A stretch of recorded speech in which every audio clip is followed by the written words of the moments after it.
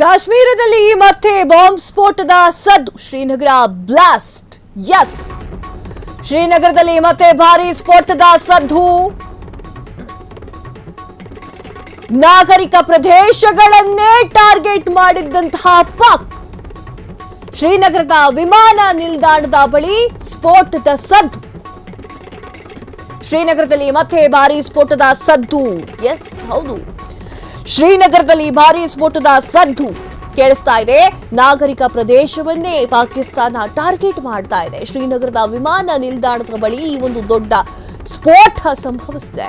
ಶ್ರೀನಗರದಲ್ಲಿ ಈಗ ಮತ್ತೆ ಸ್ಫೋಟದ ವಾತಾವರಣ ನಿರ್ಮಾಣವಾಗಿದೆ. ಪಾಕಿಸ್ತಾನಕ್ಕೆ ಇನ್ನೂ ಕೂಡ ಬುದ್ಧಿ ಬಂದಿಲ್ಲ. ನಾಗರಿಕರನ್ನ ಟಾರ್ಗೆಟ್ ಮಾಡ್ತಾ ಇದೆ ಪಾಕಿಸ್ತಾನ.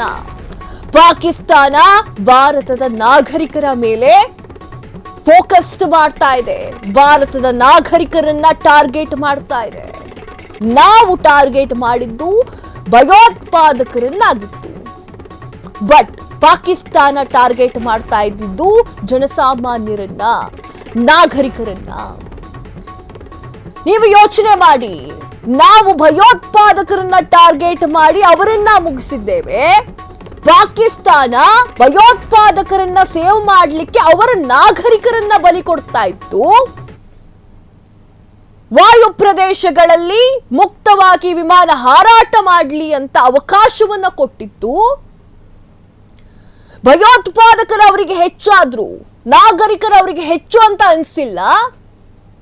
ಭಯೋತ್ಪಾದಕರನ್ನ ಪ್ರೊಟೆಕ್ಟ್ ಮಾಡಲಿಕ್ಕೆ ನಾಗರಿಕರನ್ನ ಬಲಿ ಕೊಟ್ಟಿದ್ದಂತಹ ಪಾಕಿಸ್ತಾನ ಈಗ ಭಾರತವನ್ನ ಟಾರ್ಗೆಟ್ ಮಾಡಿ ಶ್ರೀನಗರದಲ್ಲಿ ಬ್ಲಾಸ್ಟ್ ಮಾಡಿದೆ. ಅದು ಕೂಡ ನಾಗರಿಕರು ಇರುವಂತಹ ಪ್ರದೇಶದಲ್ಲಿ ಬ್ಲಾಸ್ಟ್ ಮಾಡಿದೆ. ನೀವು ಯೋಚನೆ ಮಾಡಿ, ನರೆಬುದ್ಧಿಯ ಪಾಕಿಸ್ತಾನಕ್ಕೆ ನಾಗರಿಕರ ಅವಶ್ಯಕತೆ ಇತ್ತಿಲ್ಲ. ಪಾಕಿಸ್ತಾನದಲ್ಲಿ ಭಯೋತ್ಪಾದಕರ ಅವಶ್ಯಕತೆನೇ ಇತ್ತು. ಈಗ ಶ್ರೀನಗರದಲ್ಲಿ ಭಾರಿ ಸ್ಫೋಟವನ್ನ ಮಾಡಿದ್ದಾರೆ. ಶ್ರೀನಗರಕ್ಕೆ ಬಾಂಬ್ ಅನ್ನ ಹಾಕಿದ್ದಾರೆ. ಶ್ರೀನಗರದ ವಿಮಾನ ನಿಲ್ದಾಣದ ಬಳಿಯಲ್ಲಿ ಬಾಂಬ್ಗಳು ಸ್ಫೋಟವಾಗಿದೆ. ಇವರ ಹತ್ರ ನಾವು ಶಾಂತಿ ಮಾತಾಡ್ಬೇಕಂತೆ.